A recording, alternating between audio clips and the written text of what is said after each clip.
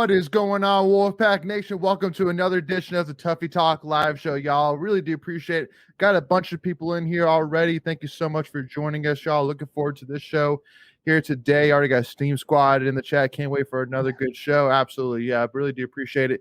If you've been with us for, you know the drill. But if you haven't, just once again, send whatever questions, thoughts, comments you have here in the chat, and we will get to all of them here today. But with that being said, you got myself, Leighton Smith here, Michael Tracy making abs, Greg the Leg tuning in from not his normal studio for sure. Greg, you out on the road, my man? I am. I'm in Fayetteville. Oh, okay. Fayetteville. That's a good spot. That's a good spot. Yeah. How long are you gonna be there for? It's a good question. Everything's a mess right now. So maybe Friday, maybe Wednesday, maybe tomorrow. I don't know. All right, fair enough. Yeah. Got Hunter. What's up, Hunter? Appreciate you tuning in, my man. So with that being said, y'all, even though it's summer, just like Greg was saying on Twitter earlier, even though it's summer, even though we don't have necessarily any sports going on right now, there's a lot to get to. I know that probably the biggest thing right now is recruiting side. There's been a ton of commits out the Yin. There's been a ton of news within the next week or so. We're going to learn a lot about where we stand with guys like Terrell Anderson, Alex Taylor, Jonathan Paylor, those guys. So that will be huge, which we'll talk about that here today. But we also got to talk about some, college baseball stuff, some softball updates, you name it. So again, anything, questions, thoughts, questions you got, send to us here in the comments. But with that being said, first and foremost, I do want to talk about one piece of news that I think was pretty big on Twitter when it relates to NIL college baseball, and that was when the LSU head coach made a statement in his press conference after the Wake Forest game, and we actually have a clip of that here, which I'll go ahead and show now. Wake Forest, we just slayed a giant tonight, and that was special. And lastly, look to my left. If you're one of the best players in the transfer portal, there's only one place to come play, because last summer I spent a lot of time with these young men, and I think they would tell you they made the right choice. So I'd want to join forces with them if they're out there. Mm. Yeah. So obviously, I think the overwhelming majority of people on Twitter, and I think majority of us, unless maybe I'm incorrect here, but I'm curious. Let us know your thoughts here in the comments. But Greg, give it to me here first. I know out of all of us here with the Tuffy Talk team, you're the one that was around the most with the parents. I know you've had these conversations 100 times over. And I think that comment by the head coach is exactly what a lot of fans worry about, where, you respect and you miss the times where a program was grown, not bought. And you basically see that maybe that was a comment right there of the coach almost explicitly saying, you should go if you're a really good player, you should go in the transfer portal and you should come to LSU. Well, because can I have some context there? Just make sure everybody's aware. This is the guy. He's saying this right after they beat Wake Forest to make it to the College World Series. Just for context, when he said that. So they had just won, that kind of thing. Yeah. Was it that one or the Florida game? Wake Forest. It was the Wake Forest. Was it Wake Forest? Okay. Correct. Where to start with this one? I don't know. To me, this is the evil empire, right? Like everyone called the Yankees the evil empire, and I feel like this is where we're kind of getting to at sports. And I've heard mixed things about Tommy White, why he ultimately transferred down to LSU, and you can believe whatever narrative you believe out there. It just comes off the wrong way. It comes off tacky. Look, you just won an amazing ball game against a really good Wake Forest team, and that's what you lead off with. And I think there's a time and a place for it, and I don't think that was it. It seemed very smug, if you ask me. Mm-hmm. Agreed. Michael, anything to add to that? Yeah, I agree. It's probably not. It wasn't a great look right after the game, but it was kind of like his last throwaway comment. But yeah, it is what it is at this point. That's his job now, is to get players to come to LSU, and he's going to use whatever he can to do that. Well, another thing to add to this conversation too is I saw a interview where they interviewed the U.S. It was UAB head football coach, and he made a comment. Trent Dilfer. Yeah, basically saying like I dare coaches to come after my players and get them in a transfer portal to come to their school. Like I dare them. I will find out who they are and whatever. Which I like basically what I think what he's saying is not necessarily saying like if these guys decide to enter a transfer portal on their own and decide to come to your school, that's one thing. I think what he doesn't want is he doesn't want coaches to get in these players' ears saying, hey, listen, if you get in the transfer portal, then you can come to, Georgia or something like that. Yeah. I think that's where he has the issue. Because again, it's an empty promise, it's the coach doesn't have to hold up his end of the bargain. So, it should be up to that kid to decide if he wants to stay here or not. It shouldn't be an agent saying you can make this much money. It shouldn't be a coach saying, oh, you could come and be a starter. Like it should be about the relationship between that player and the coach and the school. But making or whoever, sorry, go ahead. Go ahead, make it if you guys haven't done. I have something. Well, I mean, my first thought was like, I don't like that. But when you think about it, can you blame the guy? I mean, I don't like the timing of it. There was one guy who quote tweeted that he posted his thoughts on top of that video, and one of the thoughts I thought you had Greg was right what he was saying. He's like, if that's what you're thinking about in that moment, I think your priorities are a little off. Mm-hmm. But to Michael's point, he's a coach, and that's the way things are now. Like we've talked about in the show, like that's the way it is. Like, can you blame him? Like, right? Yeah. I mean, it's the reason LSU is in the College World Series and probably right. about to win it. Miami, look at okay, change sports. Let's go to Miami basketball. Paid 2 players for 2 years, $400,000 each year, and they made it to the Final Four. Like, paying players is working. I mean, in a very short time frame, it's working. I mean, I hate it, but it's the fast track to championships, and I don't know. I think there's some grieving that needs to take place from a stance of the old ways are kind of dying off in that regard, in my opinion, until something changes with NIL, and it'll be bittersweet. You'll miss that. I think there's some good to it if you embrace that game, you can play right along and you can find some success yourself. But I didn't like it. I just don't in general. I guess overall I didn't like it. But I mean, when I think about it, can I really blame the guy for pitching recruits? Hey, look, we're playing for a championship. Come play here. And I guess transfer portal guys are maybe just as much important, if not more important now than high school recruits. So go ahead, Greg. Yeah, I got 2 thoughts. One, the Dilfer comment. I get where he's going, and he's trying to back up with all of his boys at ESPN and put them on blast. I get that. But am I mistaken? I don't think there's really an NCAA rule out there about this whole tampering thing. Is there anything out there, like, really? And then if there is, no one's enforcing it, right? So that's number one. Yeah, right. I mean, he's basically saying, I'll take it into my own hands. The NCAA won't do anything, but I'll do something about it. Right. That's what he's saying. I mean, so that's number one. Go ahead, Michael. There is a rule, but obviously it's not enforceable because the current college coach can just go talk to the player's high school coach, and then the player's high school coach can talk to them, and then technically no rules have been broken. Right. And I was talking with one of the baseball parents, and that's exactly how it goes. They're like, so-and-so, they'll talk to the parent and be like, or the coach, and the coach is like, yeah, did I recruit him out of high school? Is he a right-handed batter? Is he 5'10"? You know what I mean? Like they do everything, but say the kid's name, right? So that's number one. And then number two, you kind of mentioned Leighton about the agents, and go back to sort of what Coach Forbes said at Wake Forest, right, about their kid and the agent and the story he's told at his press conference. And the NCAA is to blame for a lot of this. I get you want to give the players the freedom and the flexibility to move around and make money, and that's all fine and dandy, but you have to figure a way to wrangle this back in and get it under control, or it's just going to be a mess. And then the last thing I'll say about it, and we talked about it last week, you get 20,000 kids in a portal for all these sports.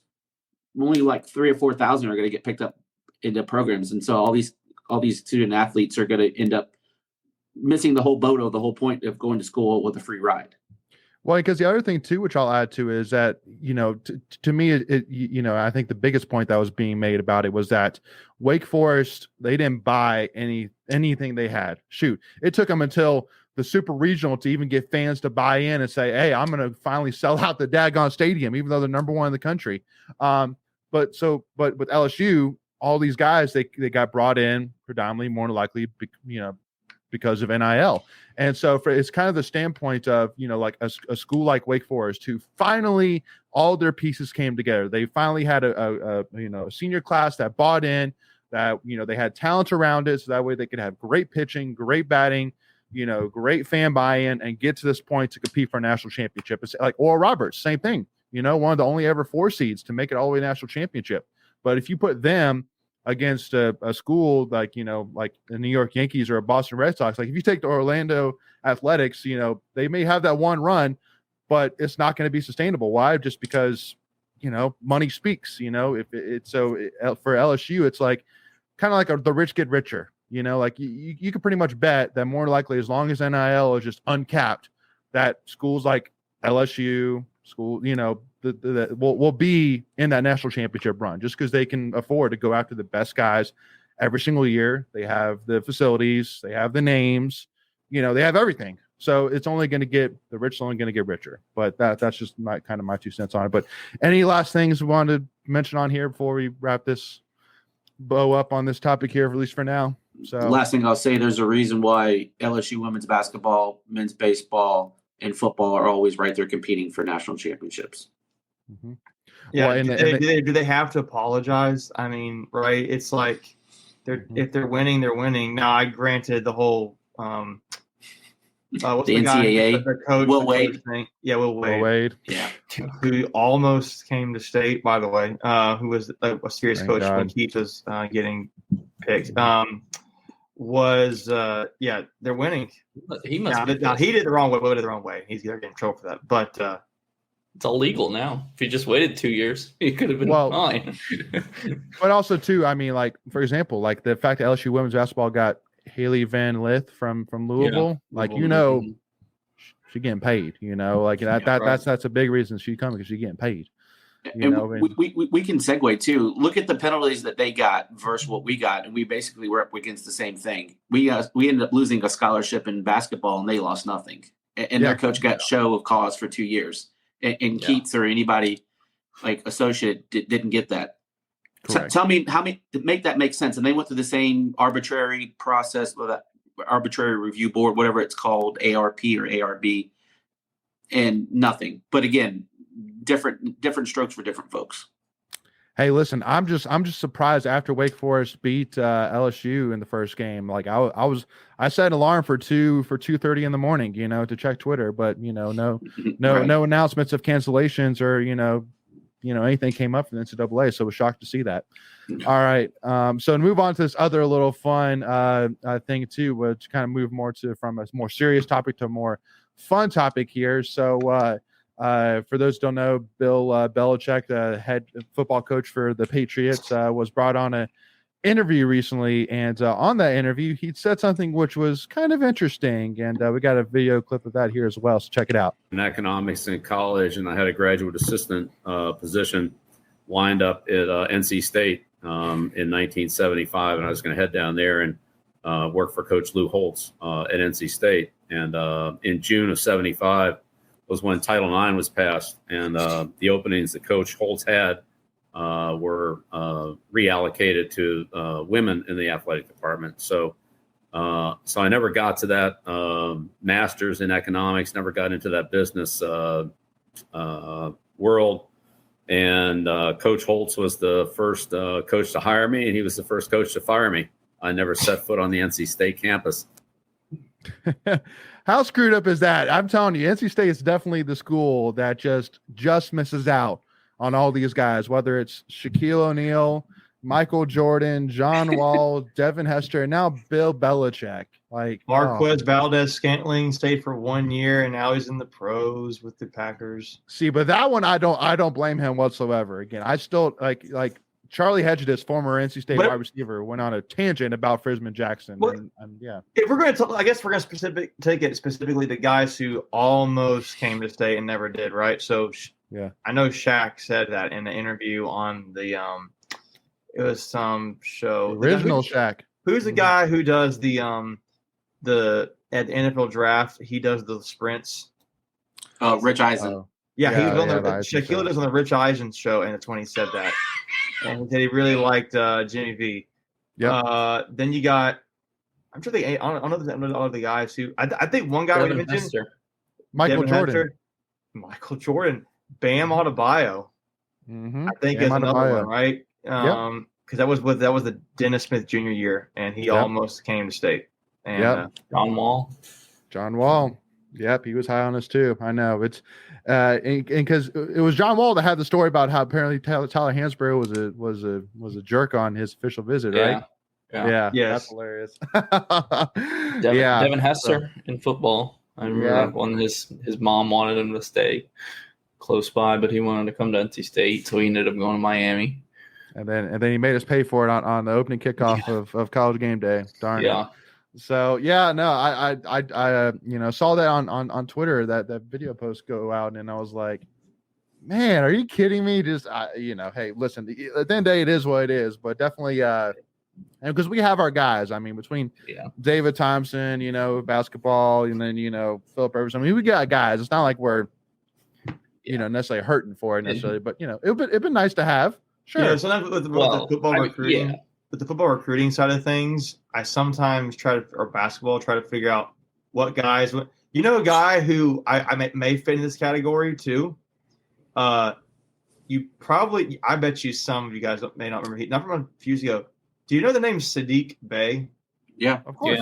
Yeah, he went to Villanova. So he had signed with NC Godfrey, State. yeah. And Mark Godfrey got fired, and he went out of his Liverpool, and then he ended up being like a starting lineup guy for I can't remember, was it Sixers? I can't remember what team he played for. He's But like Sixers. State, he was signed to play at State and got out because of Mark Godfrey leaving, and he's in the pros now. He's another one probably that goes in that list.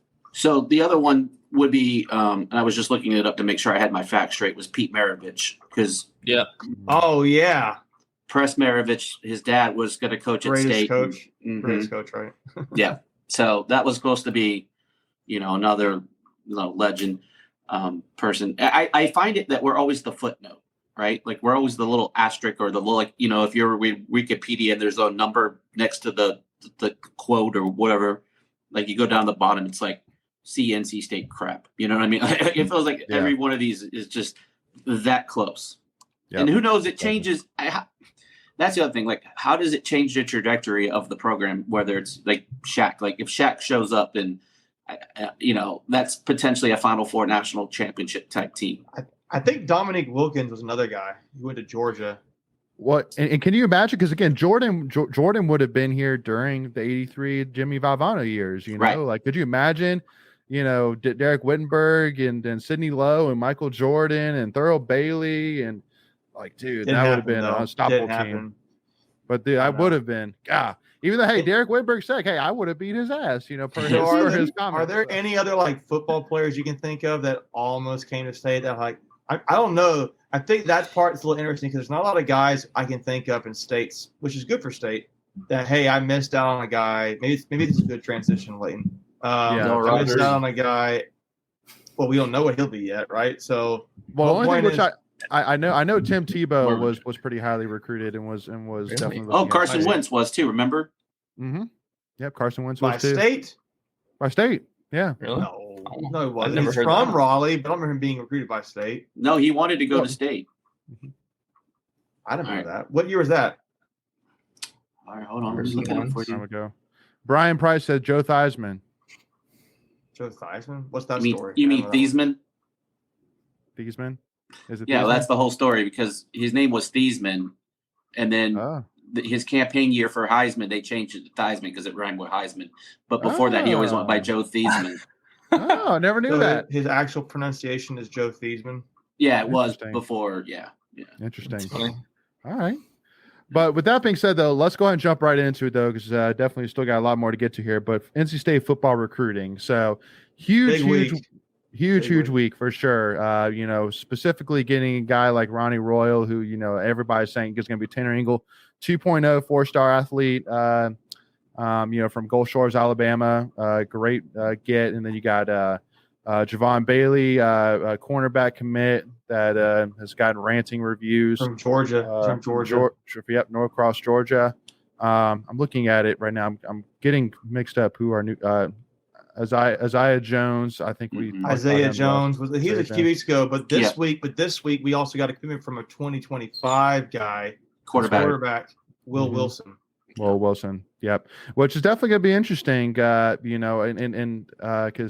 again, got that QB room just cycling here. I mean, again, you got Lex Thomas here already, who's part of this class, and you got Cedric Bailey with 2024, and then you got Will Wilson with 2025. So, man, that quarterback room is just never going to be empty, is it? It's always going to be full to the brim, which I love. If there's one room you want to be full, that's the room you want to be full, is the quarterback room, 100%. So, yeah, I thought it was a big week for State. They got 3 guys in there, and they're really prioritizing in 2 different classes. And I think what's Ronnie Royal, like you said, Tanner Ingle, you watch his film, the first 4 or 5 clips, he is just lighting guys up. Like he's just full speed ahead and just clocking dudes. We picked up the place kicker too. We didn't talk about him, the punter. Well, he's preferred walk on. Yeah. Can you pronounce his name? Because I can't pronounce his name. Ski. I think it was at the end. It was Nick. Long name, Canadian name or something like that. Yeah. I feel bad for Country trying to fit that on his nameplate. That's all I'm saying. Is he 24 or 25? He's 24. Okay. I about Zane Williams? That was last week, wasn't it? Zane Williams was a week or 2 ago. Yeah, okay. I thought so. I'm just trying to keep them all together. Like you said, I mean, we've been running pretty hot here the last couple of weeks. Mm-hmm. Yeah. The biggest thing, just like Winston says, we need to get a top tier wide receiver, and that I think the two main positions of focus for this class is wide receiver and offensive line, and we have our pot stirring in multiple of those. Again, between wide receiver side 3, which I mentioned, Terrell Anderson, Alex Taylor, and Jonathan Taylor. Yeah, so those you got guys. I don't know how good State's in good shape, but you also have guys like Keenan Jackson, Jordan Shipp. There's a few guys State had out of camps apparently that you look on Twitter that they were getting a lot of love and interest from the coaches. I think one thing with receiver recruiting, that's one thing that I feel like is probably fans are more sensitive to right now because one, the offense is pretty exciting when it comes to recruits. In general, you have a running back, a receiver, quarterback. But this, I feel like State has struggled, so to speak, in getting the main guys they want the last year or two. And I feel like it's probably because they haven't put a lot of guys in the pros that have stuck in the NFL. I feel like it's probably the best example of what they can do is Jacoby Myers, but that was at this point 6 years ago. Mm-hmm. So they need to be putting guys in the league.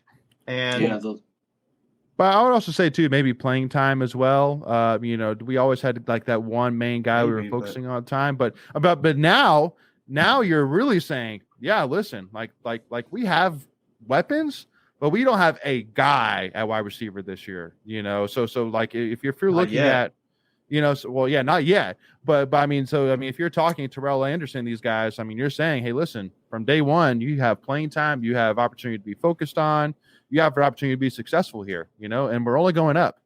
Yeah. So and you were talking about the offensive line being a key focus, and I don't know if it's one of our tweets, but I really enjoy checking out what Coach 2J puts out on Twitter with his the eye emoji, and then he's in all the offensive linemen's photos. The offensive linemen will release their visit photos on Twitter, and he's right in there pumping it up with them. I think he's definitely one that connects with the recruits on a different kind of level. Well, he was. I think people don't maybe not know to the average fan. He was the recruiting director, or he was the lead recruiter at Virginia when he was there. Am I not mistaken? Yeah. So having a guy, if you're a leading recruit for a Power 5 college or any college, you're passionate about it and you're good at it. So Having a guy like that is invaluable on state staff, in my opinion. Yep. That's basically the point I was making. He connects very well with these young Seems kids. Like he's got a lot of energy, and I think that's the kids feed off of that kind of thing. Right? He's excited about like it's not like he's like, I got to do this. He's like, I want to do this. Right. I feel like when you look at his photos, he's not just going through the motions. It's like, okay, let's pose for another photo. Like he's like he's into it, and like he's ready to go run through a brick wall with these kids. Right. But and then another recruiting pitch too is once again, I mean, saying that MJ Morris, again, more than likely is going to be the guy throwing you ball. You saw what he did last year. You saw that he can develop with you, as well. But another thing which I want to lastly mention as well is that once again, we talked about how the whole landscape of college football, college sports in general has changed. One of the biggest things that has changed is the fact that once again, high school recruiting is all about finding upside. It's not about filling needs. It's about finding guys that you believe in the next 2 or 3 years are going to be huge impact players. But at the end of the day, like if you need to fill holes, that's what the transfer portal is for. That's why you get guys like Cyrus Fagan, Corey Durden. Corey Durden, yeah, guys like that to fill gaps. You lost Liam McNeil, fill him with Corey Durden. Same thing with Cyrus Fagan. So at the end of the day, not getting these guys is not the end of the world. Now, the one thing which I will say is I do think that there's between all the wide receivers that we're talking about, mainly the main three, and Paylor, Taylor, and Anderson, we got to get one of them. Get one of them in. There's no reason we shouldn't be able to get one of them into these doors. That's what I'm saying. Like everything is there. There's literally nothing that I could think of that's like, well, but we don't necessarily have this. Only thing which you just like Macon was saying, we don't really have a lot of big name wide receivers in the NFL right now, but we have everything else. We have a big defensive lineman. We have a big, we have 2, offensive linemen. We have, quarterbacks. We have. You almost have 3. Yeah. So I mean, but to me, Macon, that's really the big thing. Give me one of them. We lost Noah Rogers last year. Okay, can understand that hurts. But he went to Ohio State. Can't blame that. But get us one, especially because Taylor, just like Winston's saying, is between UNC and Clemson. Paylor between South Carolina. It's not like Georgia or Alabama are knocking on their doors or they're considering those schools. You know what I'm saying? Yeah, I think, if I'm not mistaken, I think it's been put out on Twitter that the guy you have the best chance with right now is Terrell Anderson, I think. And he's come out, I think Corey Smith had a tweet that just said, I saw somewhere that Terrell Anderson just named, and I guess in the last few days, just named last week, NC State, his favorite. Mm-hmm. So, you got a guy already, you're in the lead. He's saying state leads for me. I think I even saw a picture of him at some 7-on-7 camp at UNC where he was at UNC wearing NC State gear. It was kind of funny. And I was then Michael's saying, I believe. Yeah. So I think that you got your best hope. The other guys, though, I really don't know, man. You follow social media, watch what they say, not what they do kind of thing. And it's a lot of these guys like Paylor seem to really like South Carolina. Taylor, I have no idea who he likes. I saw he went to Penn State recently, and went to Carolina recently, and I know he used to tweet a lot about Clemson. I have no idea about Jordan Shipp or Keenan Jackson or those kind of guys, but Anderson's your guy. I feel like if you're in the lead for him and his commitment's coming up the next week or two, State's got to find a way to lock that in. Absolutely. And see if they can use that as momentum for the other guys, because those guys have talked supposedly about wanting to play together. So I don't necessarily think, I don't know if it's going to happen or not, because that generally doesn't happen. But you got to start somewhere, right? Yeah, a lot of those guys want to go make their own mark. Yeah. But the biggest thing, once again, y'all, and I know that I kind of got my butt chewed last week about using this word, but I do feel very confident about saying it with Doeren, which you got to trust Doeren. At the end of the day, just like we said before, he's the guy watching the film. He's the guy having the meetings with the recruits and the parents and the coaching staff and whatever, and a practice, like all that. We are in and a part of none of that. So we have a very small picture of what is truly going on. So at the end of the day, whatever happens, we could say, hey, listen, it's not like this in the world because you got the transfer portal. You can pick guys up. Heck, we just got a wide receiver from Clemson. So not to say he's going to be like DeAndre Hopkins, like, we stole DeAndre Hopkins from you. Like, not necessarily, but I mean, he can be a very good wide receiver. And then if you have a great quarterback, then you can make a good wide receiver look great, you know? So, which hopefully we got that at least. So, and I think that a nice new system will help too. Just like Winston was saying. Absolutely. Yep. Yeah. I think if you give that a year, right? Because here's the thing, the guys that you're recruiting now, one, you got to hold on to them, but there's nothing to say you can't flip some other guys. I mean, there's still another year before you get these kids on campus. And we've seen, guys get flipped right up to the very end. Early signing day isn't until Go ahead, Michael. I think you're about to say it. Early signing day isn't until December after the season ends. So you can have a whole season worth of tape to show. Yep. You can flip some guys, maybe. You never know. Yeah. Yep. Right. So, well, and again, winning solves 90% of your problems. So I mean, if we can pull off a couple upsets, then then we're gonna get some guys' attention. But can I add a little point here, real quick? It is a little bit of shifting gears, and I know a little bit of a detour here. Go for it. One thing you made a comment about, Leighton, was how MJ is going to be here, presumably the quarterback next season. At this point, right? Correct. He's staying here this season. He's committed to being here.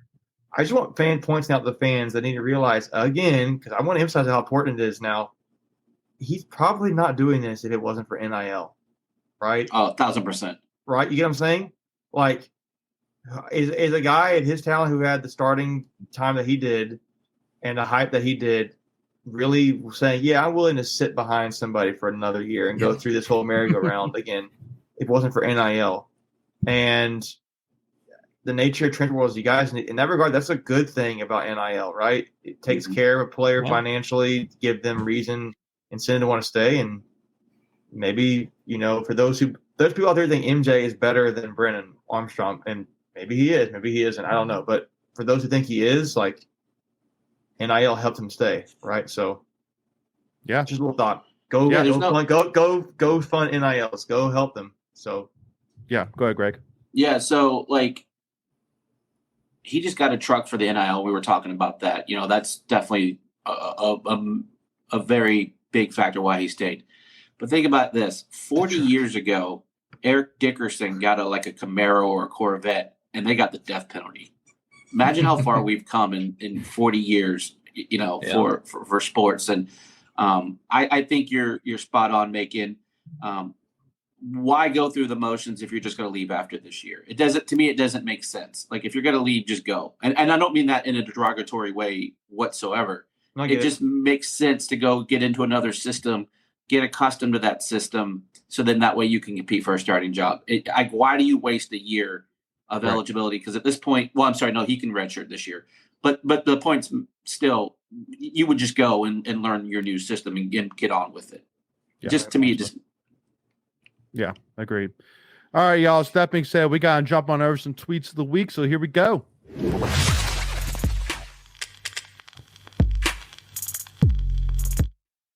All right. So our first tweet of the week, and I will go ahead and give a little caveat that we actually do have 2 big game boomer lists on this week, which is not necessarily saying that we are saying that all big game boomer lists are 100% correct. At the end of the day, it's for discussion, right? It's a discussion topic for sure. It's June 26th. What else are we going to talk about? Exactly. We're going to find whatever we can. We're going to talk about it because why not, right? It brings up conversations. And this one here, for those listening in, Big Game Boomer put together a list of the most passionate college football fan base rankings. And in the ACC, he had Clemson number 1 and State number 2. Now, the one thing which I'll say, first of all, is I think that with Clemson, there is a bandwagon, reasoning behind Clemson. I think that if you all the people who cheer for Clemson right now, I would bet money that a good portion of those fans were not cheering for Clemson back when they were hot garbage, 20 years ago. 20 years ago. I would bet money. Now, am I saying that that's wrong? I mean, no, I'm just saying to each their own. But I'm saying there is no reason on God's green earth that you choose to be a State fan. You do not just wake up and say, you know what, I really want to blow, games. I really want. but again, but more of You saying think like, there's nobody who ever the does brakes. Hold up. Yeah. Pump Well, the brakes. but we again, have nothing going for us. You're right. Nothing. well, no, but again, I'm joking. besides all I'm the joking. jokes, no, but just making the point that I mean, like it's not because we have one of the longest championship droughts in the Power Five, over 30 years. We haven't won any kind of championship in football, men's basketball, or baseball. So it's like, okay, well, if you're going to be a bandwagon for State, like, what are you bandwagoning exactly? I guess is more of my point really for it. But yeah, no, there's a lot of reasons to be excited if you're a State fan, but just saying that if you're an outsider, more likely you're not going to choose to be State. So that's one thing I would say about State over Clemson is I would say that we love NC State through and through. But yet again, we're just waiting for that because again, it's all building up. Like I've said it multiple times again. Any party that you have seen over the last 10 years of a championship party will like all of that combined will not even fathom the party that will take place whenever football, men's basketball football, men's basketball specifically, but also baseball. If any one of those three win an AC championship, then Raleigh's getting set on fire. Seriously. Well, let me ask this question though, just to start off, with this conversation. How would you define passionate? Through and through, like through the best, through the worst. Okay, Greg, what do you say? No, me. Greg. No, that's insane, Greg. That's insane. Driving to every game every time. Yeah. No, just someone that like Leighton's spot on. Someone that's there thick and thin, to the good and the bad. Wearing NC State like every day of their life. They're my team. Yeah. Yeah. Get tattoos, those type of things. That's a level. Yeah. To me, I think of a fan who is going to support not just one sport. Yeah. Like I feel like when I view passion, I'm like, man, this dude loves the school and he loves their athletics rather than just like, hey, I love baseball and I'm just a diehard Arkansas baseball fan, like, whatever. Or but just keep in mind that's the list has most passionate college football fan base rankings. But well, I guess that's true. I guess I think generally when I think passion, I think that is probably more encompassing that. Now football, I can get that. Now I actually honestly didn't notice that football is specific for football. But so I know. Go ahead. I'm sorry. I don't know. I looked at this ranking and just looking at the ACC. I think I'm trying to think of one who's not on this list, right? So, right, you got Duke. Georgia Tech, Duke, Virginia, Boston College. Yep. Is that it? Yeah, 14. Yep. Yeah. There's no other hard to argue against that. Right. So I don't. Syracuse is shocking at 6, though. Yeah, I think the only place he may have gotten it wrong would be I would think Louisville's higher than that. I would. They're very bandwagon too. But I would have Pitt lower. I would go maybe Louisville. See, Syracuse fans are pretty passionate, I would say. I think for football, but they are fair weather a little bit to a degree. So I agree with Michael. Pitt should be lower. And I'm just going from my experiences going to these stadiums. Like Syracuse was very passionate because they were having a good year. It was this past year that I went to them.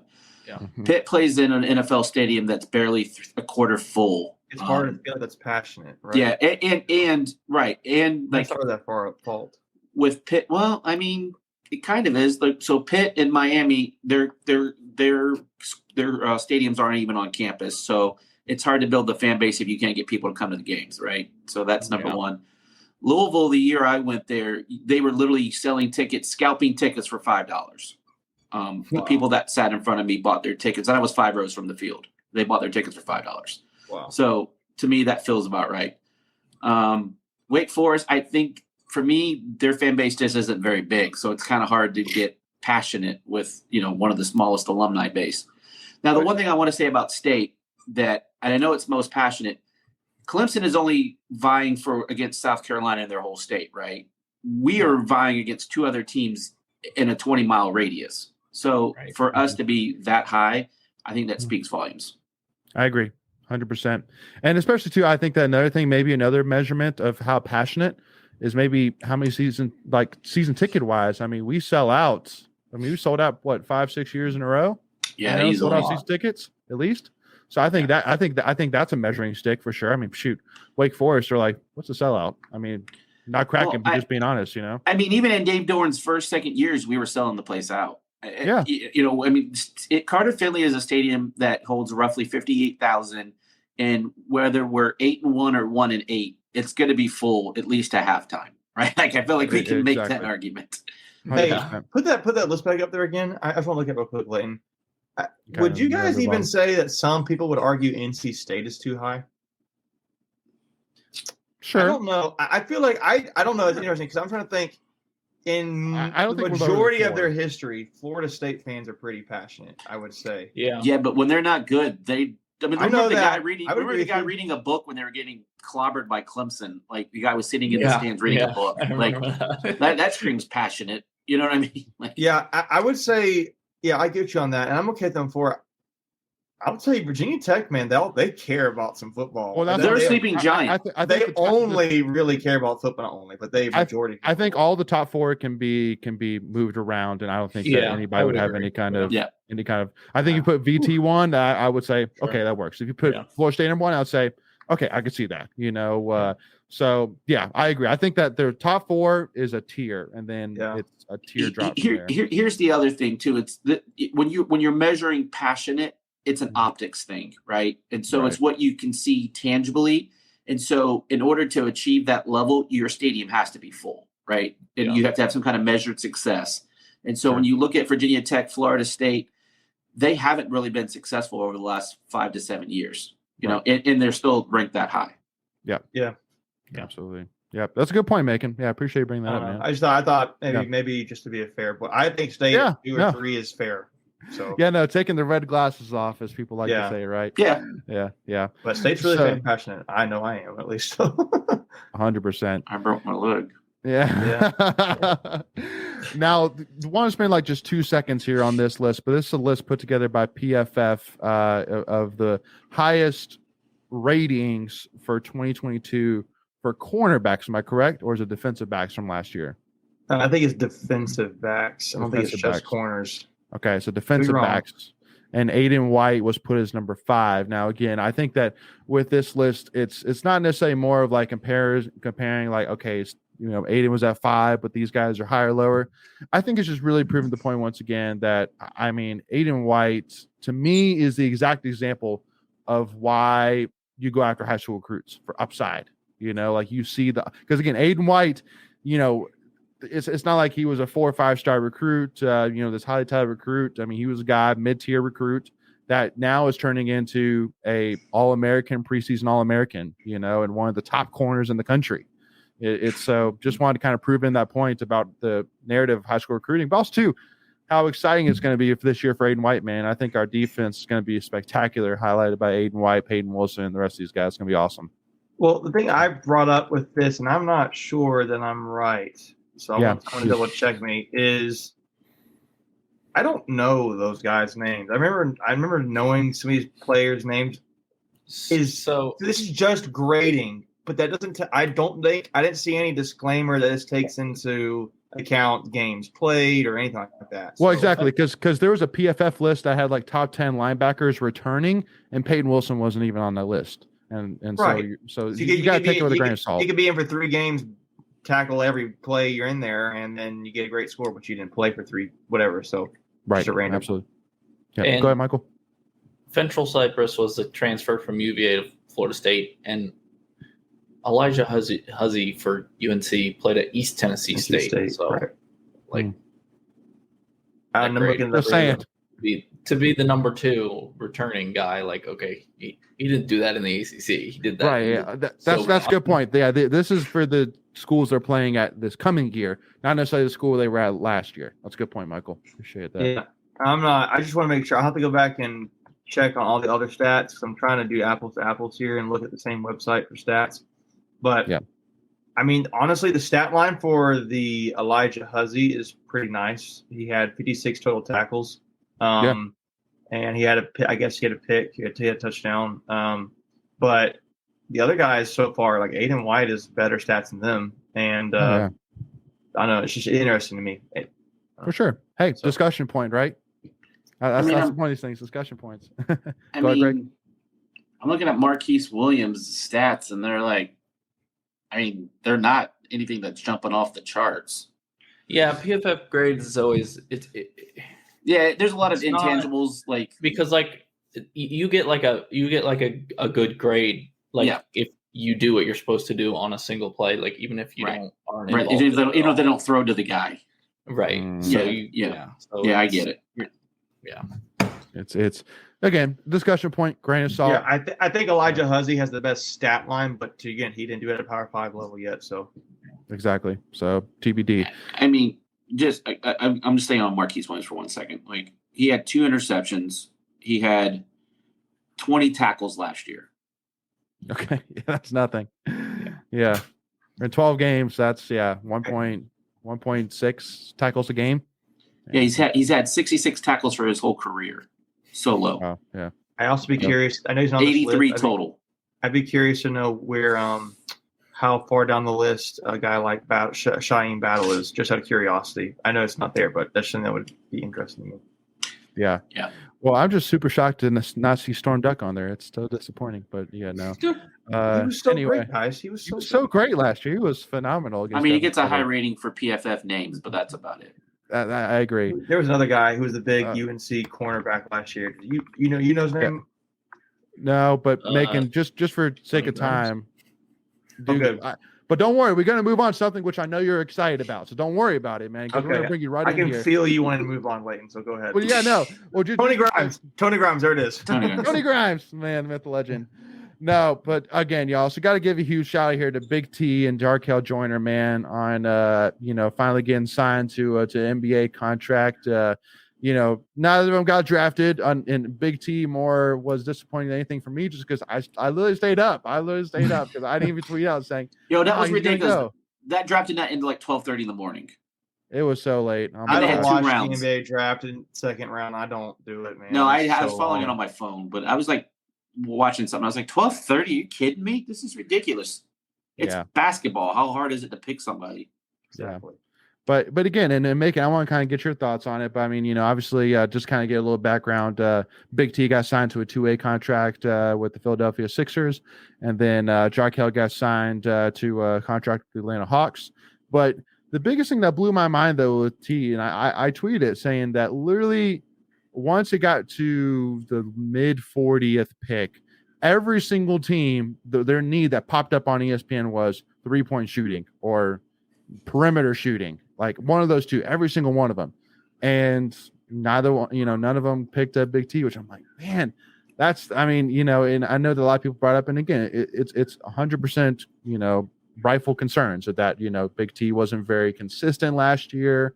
He's not necessarily a, sharpshooter per se, but he can make those shots in my opinion. So I think that's the biggest thing is his range was 100% obvious, and his playmaking ability and ability to get guys involved. But I guess kind of leading up to that, I want to ask you, Macon, did Big T make the right decision to come back this year? That's the question. Last season, well, I think about what would he have done last season. He would have had draft capital. He would have been he would have maybe been drafted higher. Yeah, I think he was going like as a late drafted, just be drafted. Been drafted, period. Yeah. But would he have been able to handle the NBA? I mean, I don't know that he can handle the NBA even right now, but I do know he's had another year to play and get better. And he could have maybe done in the NBA at the G League. I think it depends upon. I think the only person who can really answer that question is Terquavian. Yeah, I think to me, it's a matter of what did he value when he came back. And I remember him saying he loved State. He wanted to come back to school, and he just wanted to continue living his college career out. He did make it to the NCAA tournament again. So that's something he didn't do the previous year. I bet if you asked Terquavian, he would say he has no regrets. He is thankful the year he had. He's glad he chose to do it. Amen. And I don't know. I would probably say I think he did the right thing, but I don't. from like a objective standpoint, yeah, he didn't get drafted, and that's not good. But there's guys he did sign a 2-way contract, and there's a bunch of guys who do well, who do well in the NBA. Like I know Alex Caruso is the guy who plays for the Lakers. He kind of became like a sensation there for a little bit. 2-way contract player. I kind of looked up a few others. I know a lot of guys. Go ahead, Michael. No, I was going to say, I think it was me. I was just going to say the dude from Georgia Tech that went to the Pelicans. He was Jose Alvarado. Thank you, Alvarado. Yeah. The guy that comes to Miami Heat, Duncan Robinson. I know Alex Caruso is a pretty popular one. I know Martin twins. Where they were, Caleb Martin probably belongs on the list now too. So it's just like there's definitely a path there, and a lot of guys have done it. It's not like he's not going to ever be on the NBA. He's in the NBA. Darion Sebron, I think, is a 2-way contract player. So he is. He played in the NBA for a couple games last year. Cat Barber, I think, was a 2-way contract player. So so was Lorenzo Brown. So like these guys are making the NBA. It's just a matter of, I think when you get to that point, you have to be a very specific role player, and he's got to be on the right team for the right role. And it's maybe Philly's it. I have no idea, but they'll figure it out. He's in the NBA. I mean, he's in the NBA. So, I guess he's in the NBA. So, it's good for him. I don't think he missed out. I think he made the right decision to answer your question, Leighton. Well, and because kind of prove the point, I think it's only really if you're drafted in the top 5, then if you're drafted in top 5, that means you're probably morally drafted to be a star or a focused player on that team. But I think beyond that, you're more being drafted to be, again, a role player, to be a part of the team. Like second round in the NBA is like 6th or 7th round in the NFL draft. It's just guys you see with great upside who could potentially be grown. You take a flyer on player. them. Yeah, exactly. Right. Yeah, and because even with there was this website which I was looking at on ESPN where it kind of gave a rating of like the likelihood of this player being a star, the likelihood of this player being a starter, the likelihood of this guy being a role player. Right. And for Terquavian, it was like a 45 to 50% chance of him being a role player on a team, and then it gave him possibilities of being a star player. Sure, very low, but again, it's just. If you're a role player in the NBA, you're making big money. You're not complaining. To play basketball. I ain't complaining. You're living the life. How many guys can say they were a role player, a bench player on the NBA team? It's a bench player, whatever. But it's like, I mean, you think about it, probably only 10, 15,000 people ever in the history of the NBA have played in the NBA. That probably is even too high. Yeah. But you know what I mean? It's not a large number. So the fact that you're in that fraternity or that brotherhood, it's pretty amazing. Agreed. So at the end of the day, I think the biggest thing I would say is I think that he understood if he came back that he would leave a legacy that state fans would remember him by the fact that he could have gone pro, but he loved in-state so much he wanted to come back and leave it better than when he got here, and he definitely did that. I think the specific question is, how do you guys view Terquavian now? Now that's all over with, and he's not a state fan anymore. He's not a state fan. He's not a state anymore. To me, I look at him like I actually think Terquavian Smith's going to be a guy people maybe slightly forget about. Like I think people already forget about like your Lorenzo Browns, but I think Lorenzo's a great point guard. Underrated, but like. I think he's a player that some may end up kind of forgetting about, but I think he's an all-time of guys that were really fun to watch play. When he was on, like he was really fun because he was having fun. He looked like a kid playing the game. So, well, and he was never a guy that when he played that like he was just like he never quit. Like there was never a time where I said he is not giving his all. Like he was putting it all on the line every single play. And he was a guy who was committed to state like a long time, 2 or 3 years before he ever came to state. How many commits have ever can say that? Like this guy loved state. He wanted to be at state. He was committed to state in a day and age where commitment doesn't really mean a whole lot sometimes. So I think state fans should always remember that about Terquavian. Like he chose state. He loves state. He wants to. I think he comes across as a very genuine guy. Yeah. Amen. So Dude, I know Ken's is watching this right now. So Ken, you got to clip that. That's a great clip right there. Go ahead, Greg. Real quick, as of February of last year, 4,700 players have ever played in the NBA. So you're at about 5,000 now, probably. So That's crazy. small but number. I think I heard a stat one time that was like only 0.03% of all high school basketball players will ever play in the NBA. Yeah, Oh, yeah. probably. I believe it. Well, Something because like also too, because just an NBA career is definitely longer than like a football career, just because of the injury aspect. So yeah. So But having said that, I think states have to figure out a way moving forward to get guys drafted. Like they can't keep doing this. Oh, we're going to go pushing the pros, and whoops, you didn't get drafted. Like they've got to find a way to do that. Now, Carolina didn't have any guys drafted this class, but they can and they will. I bet you Baycott gets drafted next year. So it's like state's going to have to find a way. You don't think Baycott gets drafted? I don't. You don't think he's a late pick? No, there's a reason. I'm not saying first round. I'm not saying first round, but you don't think? Yeah, but I mean, at that point, why didn't he go this year? Yeah, there's no way. No way. wow. Hey, Michael. Okay. I agree.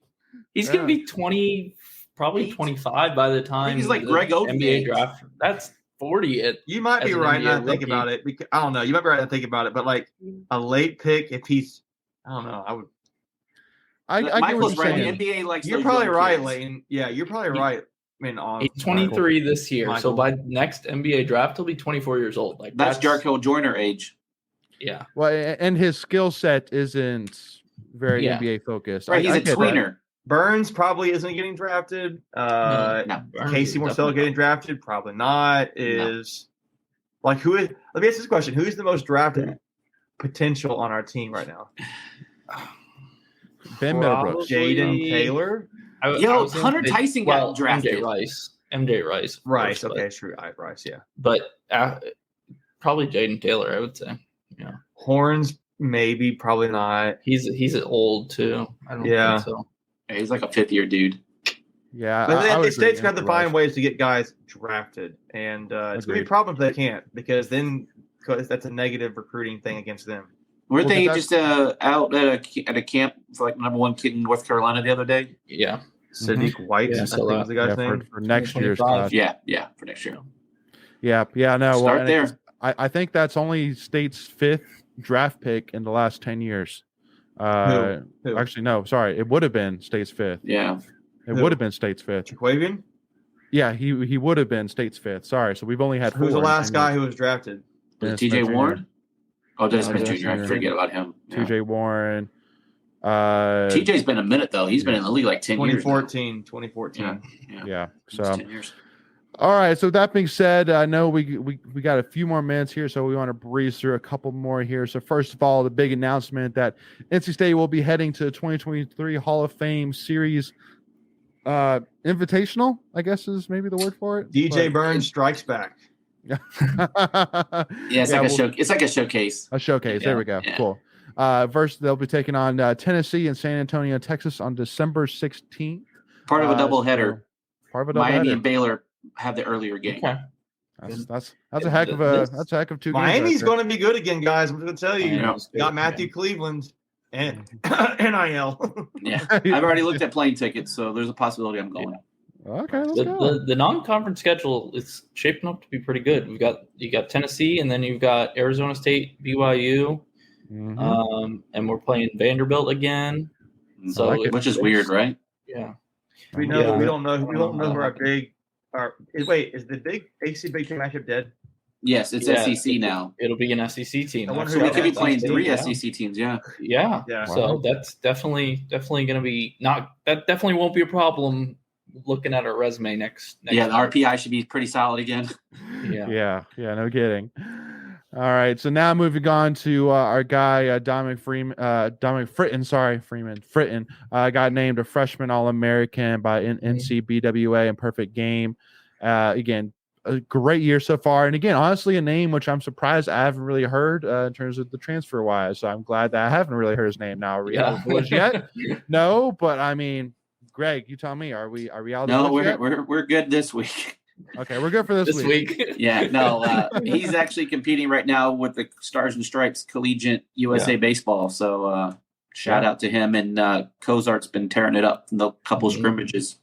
Yeah, that's 100%. Yeah, no, Cozart's been dominating today and yesterday. So, and for anyone that doesn't know, this is a kind of like a tryout. They play each other, they pick the team, and then they end up going on a little tour through the Southeast and play like Chinese Taipei and some other like foreign teams. So it's just kind of a showcase for these young guys.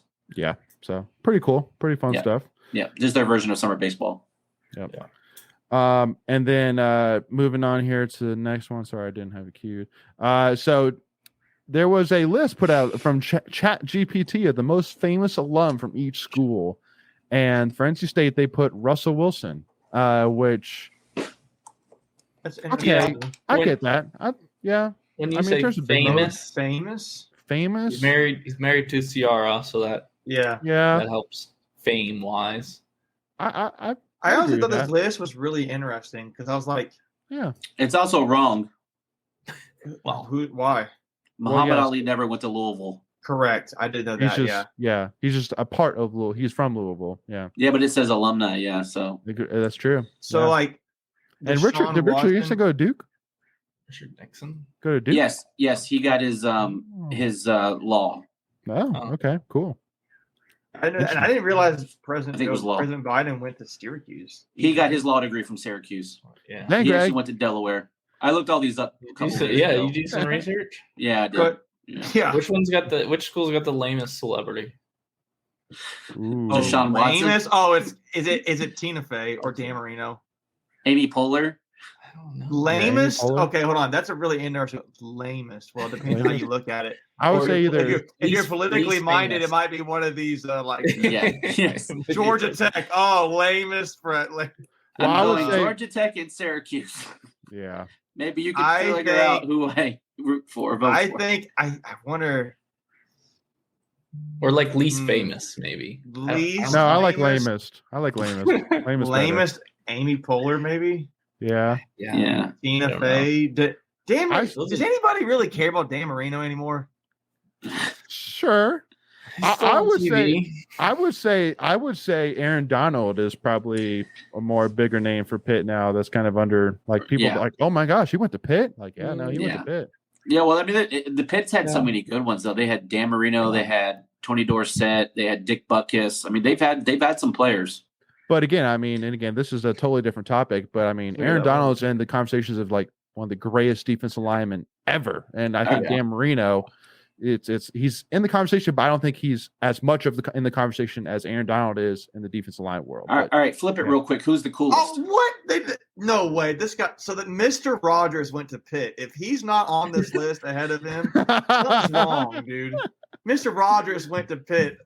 This is Mr. Rogers' neighborhood. ChatGP is stupid. Okay, carry on. Yeah, Well, I love have we Larry released Fitzgerald our went there. ChatGPT yet? Larry Have we Fitzgerald released- went there. I don't think so. What were you saying? I was just saying, did we release our ChatGPT? Not yet. So we'll That's tease it coming up. then. So stay tuned for that because you guys, if you think this is funny, wait till you see Yeah. ours. Yeah, what GPT said for NC State all time lineups. Just wait. Yeah, no, that's a fun one. Yeah. Uh, Some of the names I never heard of. yeah. Does And anyone then- remember Major League? The movie Major League. I've Yes. heard it. I think Like this guy's dead, and the lady's like, "Well, cross him off." Like, I feel like Go on to the The next. chat- I'm just going through some of these names. lists. I'm going Yeah. through so many lists, man. Sean Miller went to Pitt. Steven Adams in the NBA went to Pitt. I'm stuck on Pitt right now. Yeah, you're a fan of Pitt for sure. Yeah. No, but like Mr. Rogers went to Pitt. How was he not number one? This is ridiculous. This is fake news. Hey, here's Yeah. the funny thing though. You can't blame a person for this. Like, so Okay, you're like, Look, I Yeah. will say Guy's an this. idiot. I do think Pitt. I do think they're wrong about Virginia because Edgar Allan Poe went to Virginia, and Thomas Jefferson. How is Yeah. Tina Fey the most famous? No, So stupid. it's just Unless you're saying like hey, most famous Boston in today's College, day and age. Tom O'Brien has to be the answer. Okay, Yeah, no kidding. Actually, Matt wait, Ryan? he's allowed. He's like Matt Matt Ryan. Ryan? Yeah. Matt Ryan? Matt Ryan.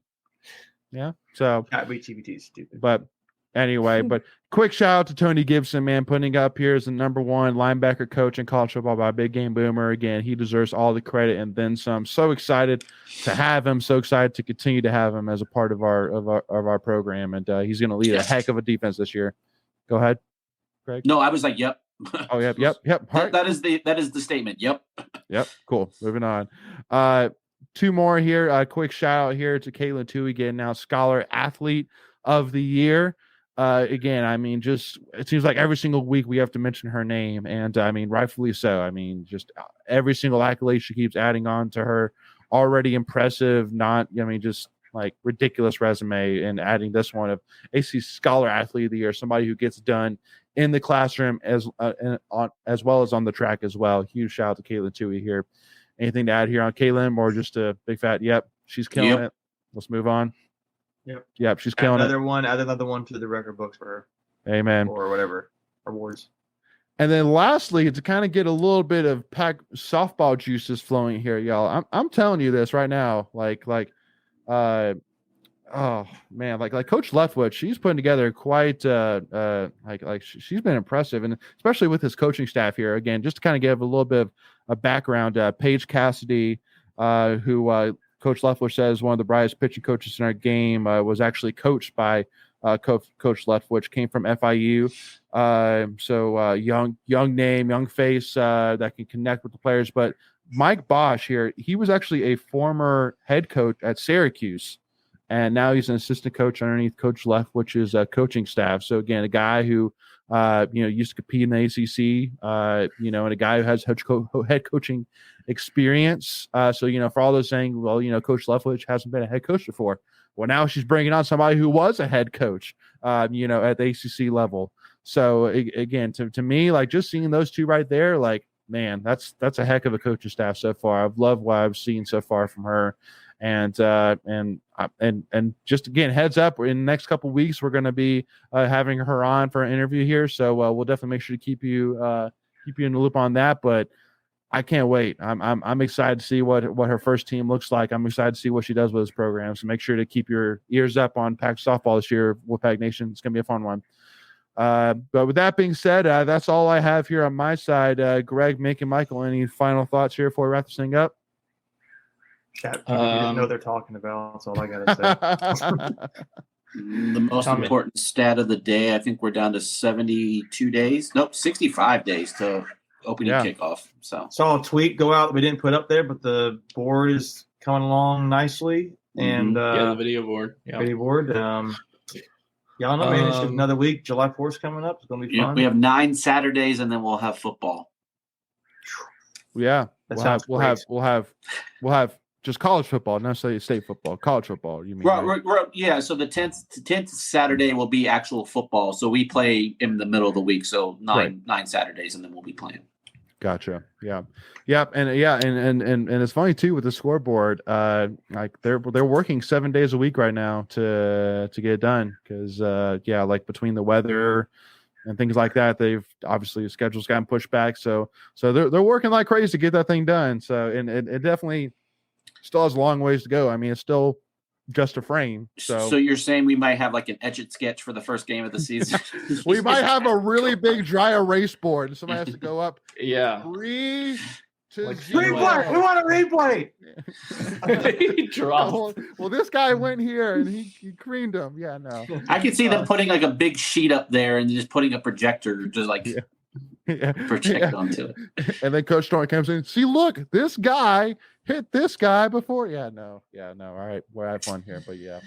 All right, y'all. With that being said, though, we got a lot of exciting content coming out here in the next couple of weeks. So make sure if you haven't already, again, please do us a big favor. Hit that subscribe button, hit that notification bell so you do not miss out whenever we release any new state content. If you enjoyed and loved this conversation, hit that like button for us. We really appreciate that. Give us a follow on TikTok. We just really jumped into TikTok over the last couple of weeks. Make sure to go and do that. Follow us at Tuffy Talk on TikTok as well as Twitter and Instagram. And again, y'all, thank you so much for the support. We always love doing these things, and we will continue with it. Next week, Monday, 8 p.m. We'll see y'all then. Go Pack, y'all. We'll see y'all soon.